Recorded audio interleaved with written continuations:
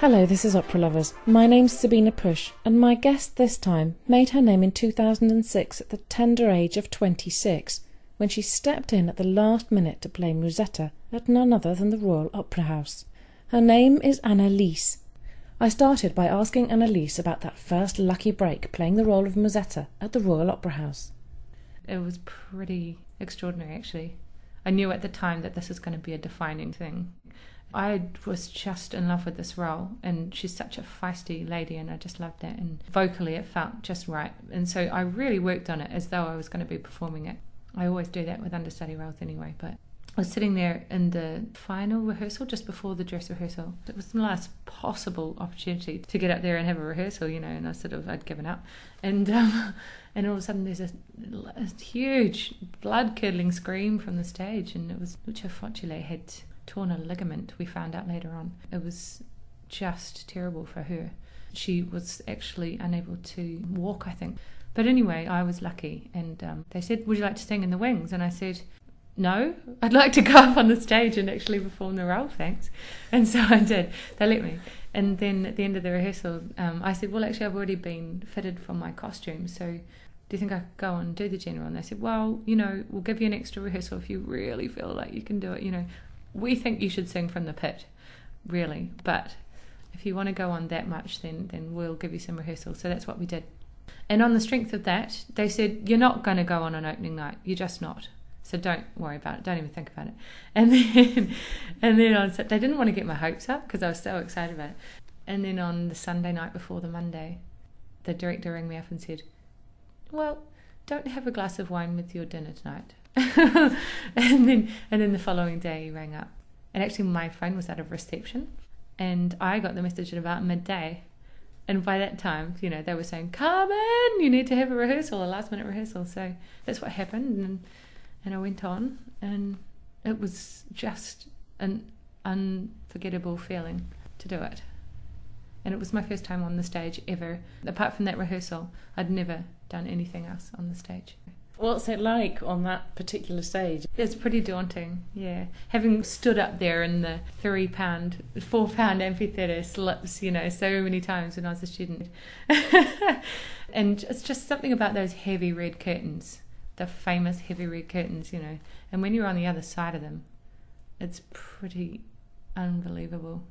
It's one of the best opera houses in the world, isn't it? So it must have been such an extraordinary feeling to be at the top of the league and still at a very young age. You weren't very long out of college, were you? No, I was probably only a couple of months out of college, actually. But I didn't feel at the top of my league. I mean, if you spoke to me then, I'd just be like, "Well, nobody knows who I am, so I've got nothing to lose," So I suppose that's how I thought of it, really.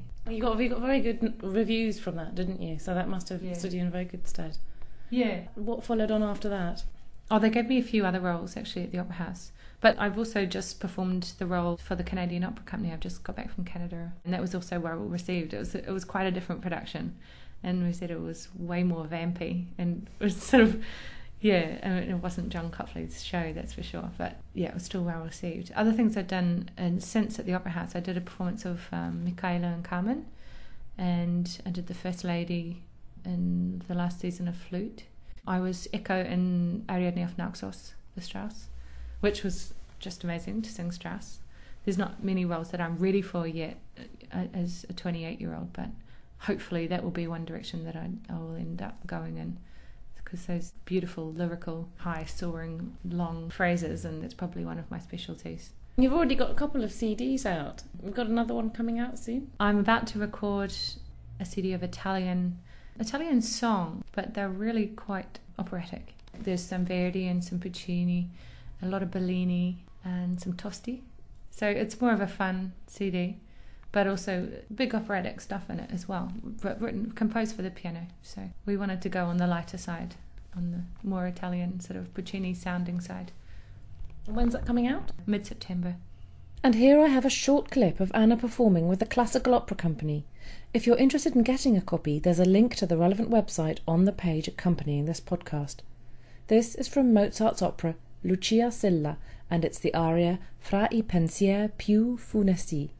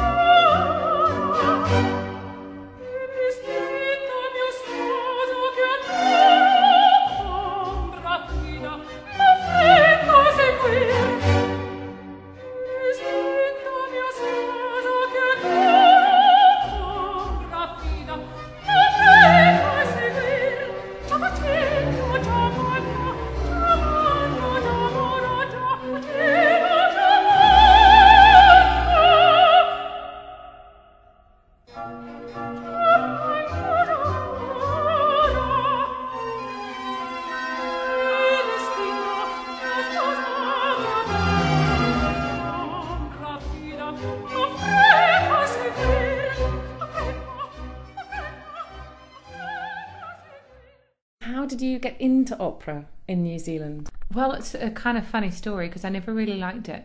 I grew up in church choirs and singing songs and really loved early music, and then decided to do voice as my major at university. And then my teacher there in my second year, she said, "You're not an early music singer, you've got to do opera." And I said, "Oh, but I really hate vibrato." I just was everything but vibrato, it's just sort of church choir singing and all that high Palestrina and Monteverdi, that kind of straight tone stuff. But she eventually encouraged me to quit the choirs and continue with this completely different style of singing. Was it difficult to learn the operatic style of singing? Yeah, partly because I didn't want to. Because it meant quitting the choirs, and for me quitting the choirs was completely giving up my social life. And also just the experience of singing in an ensemble, that's really something that is special. And although it happens in opera as well, you don't rehearse with the other singers, you don't learn the music with the other singers, and there's something really special about that process. So far I haven't had the same kind of experience in opera. What is it you love about opera now, though? Well, I think the thing that first got me was the Mozart, and just the beautiful phrasing, beautiful instrumentation. And there's so many arias that you could just put on repeat because it never gets boring. It's always just so beautiful. Yeah, so mostly the repertoire, I suppose. And what brought you to the UK? Oh, well, definitely the Royal College of Music. I did 4 years undergraduate in New Zealand. And at the end of that, mainly because of Jonathan Lamalu, who came from Dunedin as well, I wanted to go to the Royal College of Music. And I had my mind set on that college. That was it. So I actually, quite cockily I suppose, only auditioned for one, and thank God I got in. But yeah, so I went straight there.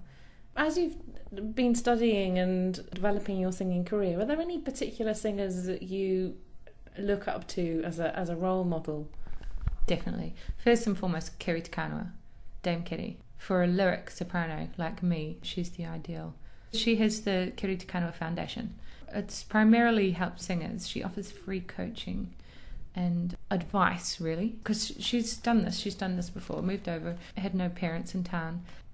It's an incredible expense for a New Zealander to come to London and pay the fees at the music colleges. So she's offered to be a helping hand, really, just to lend advice and support and emotional encouragement as well. She's just been a rock, really. Yeah. I mean, I'm fascinated by how a human being can produce that extraordinary sound and at that volume. How long does it take to get to that stage? 2 years is the minimum time that it can take someone to really build an instrument from scratch. I mean, unless you're Jose Carreras, it's not something that you're born with. Talking of Jose Carreras, you've performed with him a couple of times. How did that come about? Well, the first time I was asked, it was following my performance as Musetta, and the Spanish soprano who they were bringing from home pulled out 3 days before the concert. They rang me up and they said, "Would you like to sing with Jose Carreras?" And I said, "Excuse me, is this a prank call?" So I'm like, well, if this is real, then yes. Yeah. How do I get there and when? And so, yeah, I did it. And that went really well. And so as a result of that, they asked me to tour with them to Asia. And that also went really well. So Jose was singing in New Zealand and I performed with him there in my birthplace in Napier. Yeah. Well, have you learned anything from him? Has he given you any tips? He certainly teaches me a lot about Spanish. There's this particular duet that we sing from Cabezudos, and that Cabezudos, he would say. And he's always saying that, I'm not saying enough. The Spanish th. And what are your plans for the next couple of years? Well, my most exciting thing is doing Tatiana for the first time, and then for the second time, and also a debut in Cologne as Antonia. And I've got a concert tour of New Zealand and Australia coming up with the pianist John Chen. Well, thank you very much for your time. It's been a pleasure to meet you. Thank you, you too.